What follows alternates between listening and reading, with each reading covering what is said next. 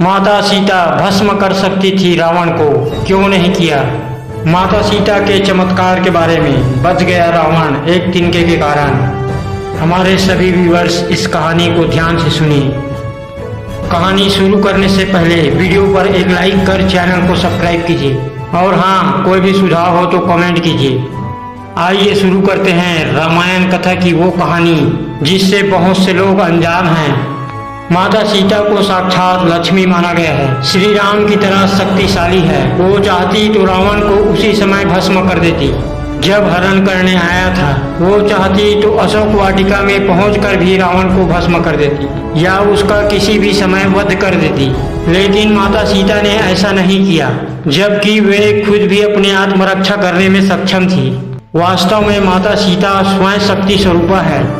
इन तीन लोगों ने झूठ बोला तो झेलना पड़ा श्राप। इस कहानी का अगला सार जानते हैं खीर कथा में। मान्यता के अनुसार कहते हैं कि जब सीता जी अपने ससुराल आई, उन्होंने सबसे पहले ऋषि मुनियों और परिवारजनों के लिए खीर बनाई और दशरथ सहित सभी को खीर परोसी। जब वे खीर परोस रही थी तब उसी समय हवा का एक झोंका चला और सभी ने अपने अपने पत्तल संभाले।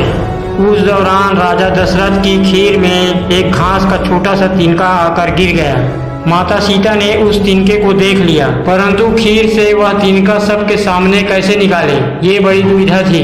तभी उन्होंने तिनके को दूर से घूरा और माता सीता की दृष्टि से वो तिनका पुनः उड़ा और हवा में ही सब राख बन गया।